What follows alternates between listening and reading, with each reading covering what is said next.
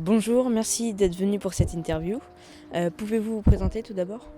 Alors, je m'appelle Johan, j'ai 46 ans et je travaille dans le monde du plastique depuis 22-23 ans maintenant. D'abord une longue expérience dans une entreprise de transformation de matières plastiques pour faire des pièces. Ensuite dans le monde de la matière, de la fabrication de matière, et maintenant dans le monde de la machine pour transformer toutes ces matières-là. Alors, le plastique, c'est un ensemble de molécules dites carbonées, de chaînes carbonées. C'est-à-dire qu'à partir d'atomes de carbone, sur lequel il peut y avoir de l'hydrogène, de l'oxygène, du chlore ou d'autres atomes, on crée des monomères. Et un monomère, c'est un peu comme le maillon d'une chaîne. Et ensuite, on relie les maillons entre eux pour faire des chaînes. Voilà. Le plastique, ce sont des macromolécules, donc de grosses molécules qui se présentent sous forme de chaînes, soit une chaîne filaire, je dirais, comme un spaghetti, ou alors ramifiées en 2 ou en 3 dimensions. Et à ce moment-là, on a soit un grillage ou alors une structure beaucoup plus complexe dans les 3 dimensions. Le recyclage peut se faire principalement de 2 façons. La première et la plus simple, c'est un recyclage mécanique où on va venir broyer la matière pour après la faire fondre à nouveau et de nouveau la mettre en forme. La deuxième méthode, c'est le plus simple et le moins cher. La deuxième méthode est un recyclage chimique où on va venir détruire les macromolécules de façon chimique pour avoir des éléments chimiques plus simples, pour les réutiliser après, soit sous forme d'énergie, soit sous forme de nouveau de molécules qu'on va polymériser, c'est-à-dire pour refaire des chaînes polymères et plastiques. Alors, on revient à la première question, qu'est-ce que le plastique? Le plastique, on a dit que c'était des chaînes carbonées sous forme de macromolécules, spaghettis ou autres. Du carbone, il y en a bien sûr dans le pétrole, mais il y en a surtout tout autour de nous, dans la matière végétale, dans la matière organique.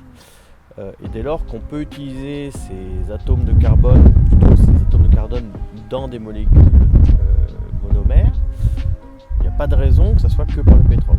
La preuve, aujourd'hui, on commence à savoir utiliser le carbone végétal pour faire des polymères et faire des plastiques. L'organique, on ne sait pas encore et je pense que c'est pas demain la veille. Il y a plein d'autres choses à faire avec. Je pense que la prochaine source de plastique, de thermoplastique, est végétale et non plus pétrolière. Alors, ce que je vais dire est à contresens de beaucoup de choses dites aujourd'hui. Le plastique écologiquement est très utile. Il est très utile pour plusieurs raisons. La première raison, c'est que le plastique est léger. Si on réfléchit aux voitures qu'on produisait il y a 40 ans, elles étaient faites principalement en métal. Et aujourd'hui, quand on regarde les voitures, il y a beaucoup de plastique dedans. De plastique visible, tableau de bord, etc., de plastique moins visible à l'intérieur du moteur ou dans des pièces de structure. Tout ça a fait que l'automobile a beaucoup progressé et a gagné du poids et a gagné en sécurité.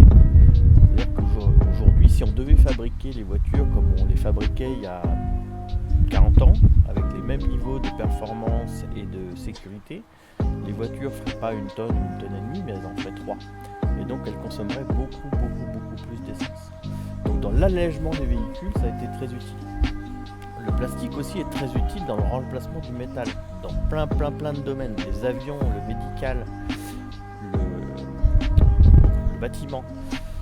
Tout ça fait qu'on utilise beaucoup moins de métal, on a des matériaux beaucoup plus performants et tout ça génère moins de pollution à la fabrication de tous les autres matériaux. Le problème du plastique n'est pas dans son utilisation. Il est même plutôt utile, je viens de vous le dire, dans beaucoup de domaines. Le problème du plastique, il est dans le recyclage ou dans le non-recyclage. C'est-à-dire qu'aujourd'hui, une grande partie du plastique dans les pays non développés, parce que dans les pays développés on fait beaucoup d'efforts là-dessus, il n'est pas récolté, il n'est pas recyclé. Du coup, il part à la nature, soit sur terre, soit en mer. Et c'est la nature qui se charge de le détruire et notamment en microfragments dans les océans qui sont ingérés par les poissons, par les tortues, etc. Aujourd'hui, si le plastique était bien récolté partout dans le monde et bien recyclé, il n'y en aurait pas qui traînerait dans la nature et ça ne poserait pas beaucoup de problèmes.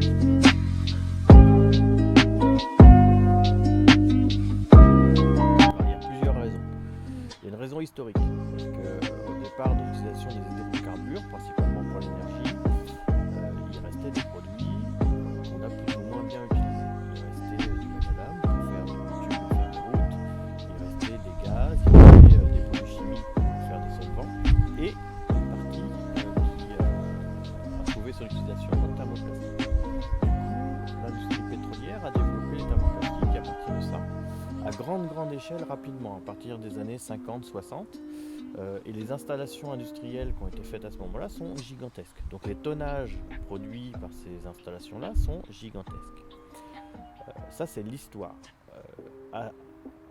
Issu de ça, comme les installations sont gigantesques, les prix de revient sont très faibles. Et aujourd'hui, les coûts de production à partir de cette pétrolière sont faibles. Donc les matières plastiques pétrolières sont peu chères. Ça, c'est l'aspect historique et économique. Le deuxième aspect, il est chimique et sur des propriétés. C'est-à-dire qu'aujourd'hui, on ne sait pas encore faire de thermoplastique dit de propriétés intéressantes,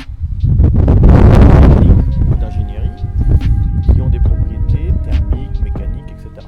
On imagine bien que le thermoplastique qui sert à faire un petit sac plastique pour mettre 3 légumes est relativement simple. Et ça, on sait le faire en végétal.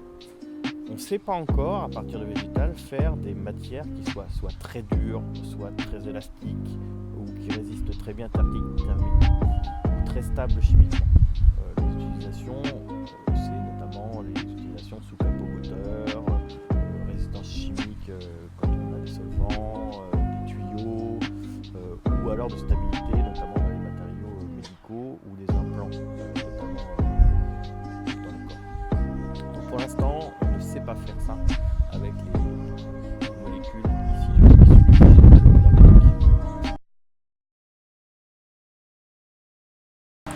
Alors non, faire du plastique sans pétrole soi-même à la maison, c'est pas possible. Fabriquer une chaîne thermoplastique, chimiquement c'est compliqué, ça demande des installations compliquées.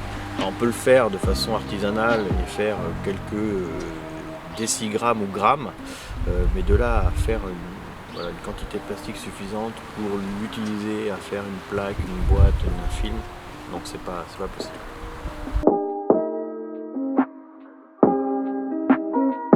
Alors, je pense pas. Je pense pas pour une raison simple, c'est que j'ai toujours entendu ça, que dans 10 ans il n'y aura plus de pétrole, dans 20 ans il n'y aura plus de pétrole, et aujourd'hui il y a encore du pétrole. Et il y en a d'autant plus que on sait aujourd'hui chercher du pétrole plus profond dans les mers, plus profond dans le sol, etc. Et on découvre des ressources qui n'étaient pas connues il y a 20-30 ans. Aujourd'hui, l'utilisation de pétrole est importante, la quantité de pétrole à extraire est importante. Vraisemblablement, elle va baisser, ou du moins stagner au bout d'un moment. Vraisemblablement, dans 20 ans, on ne mettra plus d'essence dans une voiture, on aura d'autres solutions pour certains thermoplastiques, etc. Donc tout ça fait que vraisemblablement la production de pétrole va stagner à un moment, se stabiliser, voire même décroître. Et vraisemblablement le prix du pétrole va rester stable et aujourd'hui le prix du pétrole permet de rechercher du pétrole. Donc on en retrouvera toujours un petit peu suffisamment justement pour l'utilisation. Et même s'il y en a moins, il sera plus cher et donc il y aura plus d'argent pour le rechercher. Donc il y en aura toujours vraisemblablement pour encore des dizaines d'années, voire des centaines d'années. Alors pas du tout. Aujourd'hui et depuis 70 ans que le plastique existe vraiment de façon industrielle, la quantité de plastique utilisée dans le monde progresse tous les ans. À une exception près en 2007, 2008, 2009, j'y reviendrai juste après. Elle progresse d'à peu près 8% par an et elle continue d'augmenter. La seule baisse qu'il y a eu dans l'histoire, donc je disais c'était 2007, 2008, 2009, et là c'était pas une question d'écologie, etc. C'est une question économique. Il y a eu une crise économique majeure et la quantité de biens consommés dans le monde a baissé, et donc la quantité de biens produits a baissé, et donc la quantité de plastique utilisé a baissé. Mais voilà, ça va continuer à augmenter avec les pays qui émergent, Chine, Inde et les autres pays qui aujourd'hui consomment et consommeront de plus en plus. Alors c'est un plaisir. Après diffusion sur les réseaux sociaux de cette interview, bien sûr je me tiens à disposition pour répondre aux questions en message.